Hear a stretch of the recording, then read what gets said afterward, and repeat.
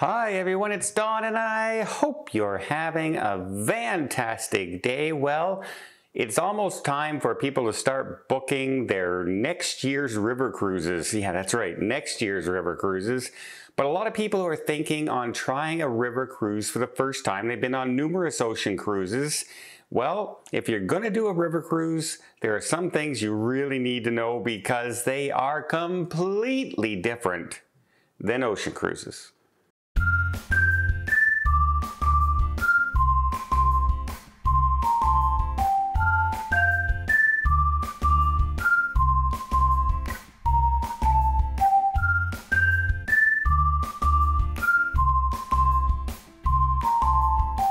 One of the things you may notice on a river cruise is that they have free Wi-Fi. Wow, you usually don't get that on an ocean cruise, right? However, the river cruises Wi-Fi can be very spotty at best. Remember, they don't have the big satellite systems that they're using on the river cruises. They don't have Starlink on most of them. They are relying on where they are in the rivers. Some of the rivers are very sparse with Wi-Fi, where when you're in a city, you can be very, much faster Wi-Fi. However, it also can depend on just how many people are on the Wi-Fi that evening on the ship, as their bandwidth on river cruise ships are way smaller than ocean ships. So if you need to do work and things like that, be prepared for internet interruptions because it's just the way it is. The second thing you might notice is that the cabins are much smaller. Obviously, the ships are much smaller and they need to have a certain width only so they can fit through the locks and fit through the rivers, etc. The cabins tend to be much smaller. In fact, a big suite on a river cruise ship can be a mere 300 square feet kind of thing, where on an ocean cruise you can get some suites up to almost 2,000 square feet. So yeah, your cabins tend to be much, much smaller. Another thing you might want to keep an eye out for is where to put yourself on the ship. Ocean cruises, big choice, right? After the ship, midship, above the pool, below the pool deck, above a casino. I don't want to be near the laundromat. I want to be close to the elevators because I have a walking issue. I want to be far away from the elevators. I don't want to hear the noise. There's lots of things to consider when doing an ocean cruise. However, a river cruise, it has like 60 cabins. There's very little choice other than below the waterline, above the waterline. Other than that, it's more about the choice of if you're going to have a balcony, if you're going to have a porthole window, the price of the cabin. Ship location really doesn't matter because seasickness, for one thing, that is a big thing on ocean cruises for people to choose their cabin. Really not a thing on river cruises. Very few river cruises have any motion whatsoever. And when you do, it's a forward motion and not a rocking side-to-side motion like you normally can feel in rough weather on an ocean cruise. So seasickness, motion sickness, really not that big of a deal on river cruises. That's a good plus. Also, there's no need to get there hours early for embarkation to get on the river cruise ship. Ocean cruise ships, people know how are we going to get there. There could be a long lineup. I could be waiting outside for hours. Let's get there early, get in there, and be one of the first before the crowd show up. River cruises, the largest river cruise ships out there hold 190 passengers. There really is no lineup. There really is no huge delay in embarkation. It's basically seconds to get on and off a river cruise ship compared to an ocean. There's no lining up for disembarkation when you're getting off the ship. There's no arrival times to schedule. You just get on and off the ship. Much, much easier. One thing though that may surprise people is when you are docked and off on a tour and coming, you actually may be docked not next to, like in front of or beside another river ship. You may be connected to the river ships. In fact, you could be connected up to 5 or 6 river cruise ships. And if you're on the farthest one from the dock, you actually have to walk through the other river cruise ships to get to the dock and start your excursion or walk around wherever you're heading off to. It's very surprising. In fact, some people will open their door to their cabin window and bam, like 5 feet away is another window of another passenger. So yeah, might want to make sure that you're not staring out there in your birthday suit thinking you're going to look out at a water view, and instead you're looking at the Olsen family just staring back at you having a sip of coffee. It can be a little embarrassing. Another thing that's very different on river cruises is dining. There are not 20 restaurants on a river cruise. Most of them have 1, maybe 2 restaurants. They serve a wide variety of food. The chefs do their best to make a lot of options, but they also have set dining times. This is the time for breakfast, this is the time for lunch, this is the time for dinner. Most cruise ships don't have room service other than maybe a continental breakfast room service for some cabins on there, but most of them there is no such thing as room service. And there's no 24-hour dining. There may be some snacks here and there on some ships. A coffee maker is usually available, like for lattes or something like that, but there's not normally a place you can just call up and say, yeah, I'm hungry at 2 o'clock in the morning, please send me something to eat. That doesn't exist on river cruises. Of course, being a smaller ship, maybe 130 passengers up to 190 passengers, you're gonna get a big difference in entertainment. You're not gonna get the big Broadway shows. You're not gonna have the nightly game shows. You're not gonna have multiple bar and entertainment places going on the cruise ship. You're gonna have a bar. You may have local entertainers come on board.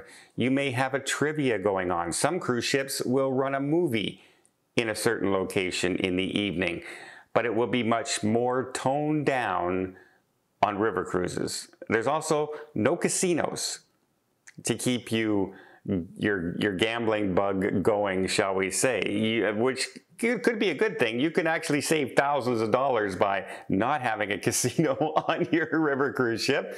So yeah, they do tend to be a lot more quieter because river cruises are all about the experience and all about heading to a location.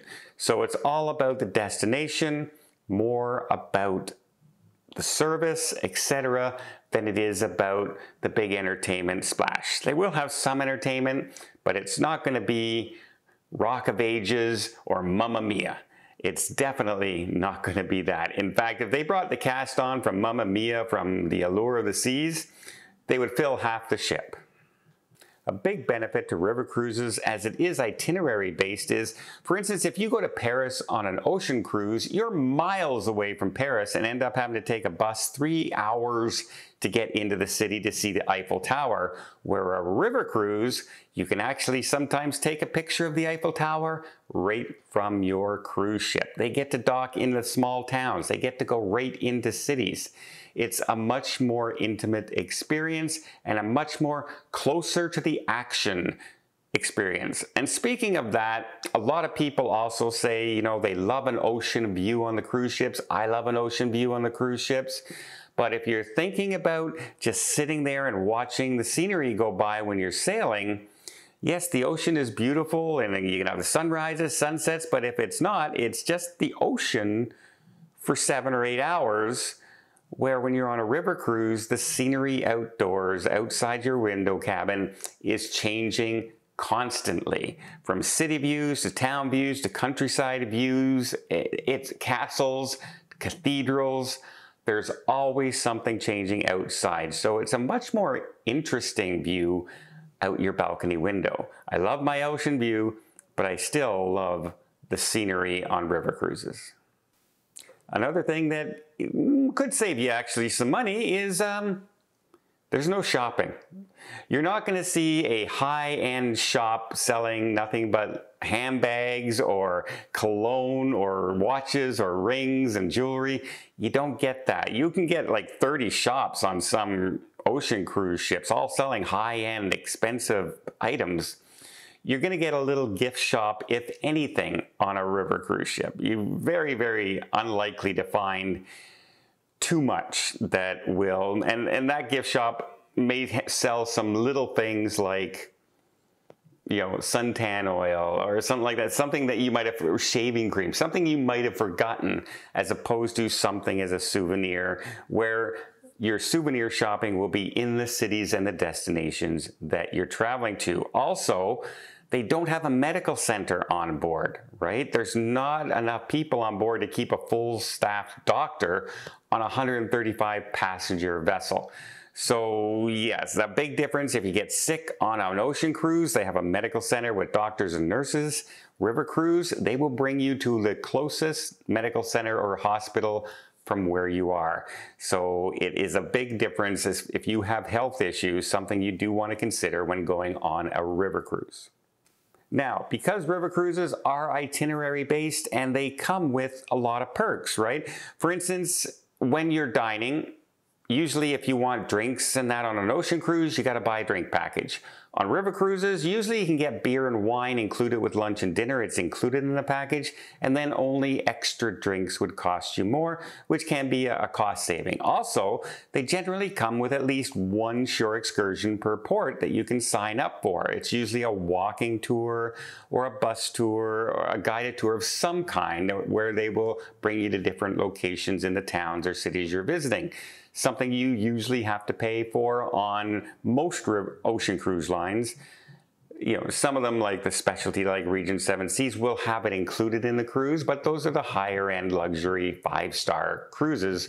And most of the regular cruises like we go on don't include shore excursions, which can be very, very expensive. If you price Alaska shore excursions for say 3 ports, you can, a family of 2 only can easily spend over $1,000, $1,200, $300, $400 easy on shore excursions alone. On river cruises, they're included. Now, speaking of these shore excursions, I know ladies, you like to look fashionable. Guys, you like to look fashionable with some nice dress shoes once in a while and stuff like that. These are not the shoes to be walking around with on shore excursions. You want to be wearing comfortable shoes, as you will be doing a lot of walking. They're not called walking tours for nothing. However, the good news is you're generally at the spots you're visiting. You're generally walking at the town. It's usually not miles and miles away. That is the good news. However, some places like castles and cathedrals have stairs, etc., and it can be a little bit taxing for people. So investigate the cruise tours you're doing so you know more about what the tour is about and you won't be caught off guard. One thing also you will get to know is the other passengers and the crew members. It's sometimes a 2-to-1, 3-to-1 ratio. So you say there's 135 passengers, they may have 30 crew members, 40 crew members on that ship. They get to know you very quickly. Unlike a 1,200 crew on a large ocean liner, only the people that you generally interact with on a long-term basis, like your cabin steward or a particular bar you like to go to or your waiter, they get to know you. Other people on the ship don't. However, on river cruises, most of them get to know you because it's such a small ship, and you'd be surprised. You'll be walking around, they'll be calling you out by name. How are you doing today, Mr. Terris? How are you doing today? They will know your name and you'll get to know their name much more intimately. The same goes with passengers, because if you think you're going on a river cruise and you're going to have that cozy table for 2 or a solo table by yourself, you're not going to. You're going to be eating with other people, as they are set dining times. You can't pick and choose when to eat. You can't order room service and eat in your room like I do many, many cruises.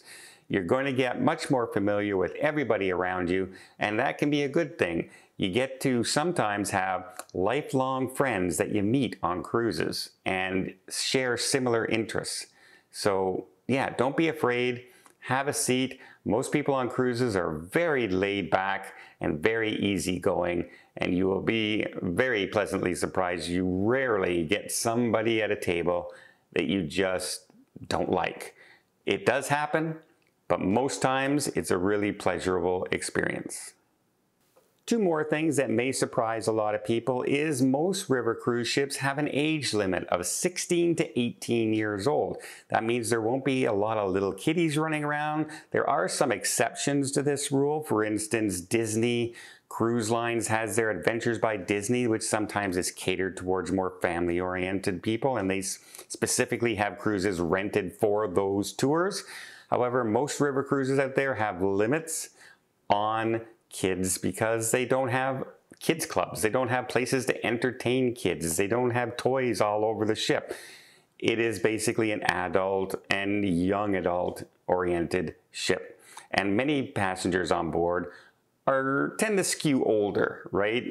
50 plus, 60 plus, because they want that laid back personal experience. They want to just tour the countryside. They don't want to seem rushed everywhere they go, and river cruises tends to fit that bill. It's also a much more curated type of travel than ocean cruises, because basically once you choose your ship and your river and your date, the river cruise ship looks after everything else. The dining times are set. You have shore excursions planned. They look after it, embarking, disembarking. They'll sometimes pick you up at the airport. It's all organized. It's all done for you. And a lot of people just like to let them take over and then just enjoy the cruise. Another thing that's going to happen is you will get more overnights on a river cruise ship than you do on ocean cruise ships. What you won't get are sea days. Right? How many times do you have like sea days on an ocean cruise? Well, river cruises, you may have a few hours at sea. They tend to just be going to a new town to stop off and you stop. Very rarely will you ever travel the entire day and not get off the ship. Very, very rarely. Usually you have sometimes one stop, sometimes 2, 3 stops in the same day along the cruise. Sea days, not really a thing on river cruises. And finally, they don't usually have return cruises. Well, you can return because the river cruise usually tends to travel from one end of the river all the way to the end of the river and then return. But that sometimes can take 30 days. So, and usually you would have to sign up for back-to-back cruises to get that length of a cruise and go that long. If you want to go from one city, return. Usually you're going to start in one place and you're going to end up in another city. So you're going to have to plan your airfare that way. Many people do love doing this though, because they can plan pre-night hotels and post-night hotels after the river cruise and experience 2 different countries and cities, adding more to your experience, adding more to your cruise, adding more to the intimacy of your river cruise, where you get to explore cities more on a personal basis at your own leisure. So yeah, those are some big changes. Entertainment completely different on ocean cruises from river cruises. River cruises, smaller cabins, but the scenery is beautiful. No seasickness, set dining times, excursions are included. Lots of things. No shopping, no casino. That's a no-go for some people, like my buddy Tony. He loves to be able to go to the casino on the ocean cruises. He's out of luck on a river cruise, so I don't know if I'll ever be able to convince him to go on a river cruise. But the enrichment, the experience, the history, the service, and the intimacy and the relaxation of a river cruise can really have a lot of benefits. So many people get back from a river cruise feeling totally relaxed and totally like they just had an amazing trip where they didn't have to go all the time. They didn't feel like they had to hurry up for dinner and get rushing to a show and then rush from the show to get to the game show and then head to the bar to hear their band. They didn't have to do any of that. They had dinner, they sat outside, watched the scenery go by, and they had a relaxing time listening to a guitar player, a piano player. They just relaxed. And that can be some of the best benefits of going on a river cruise.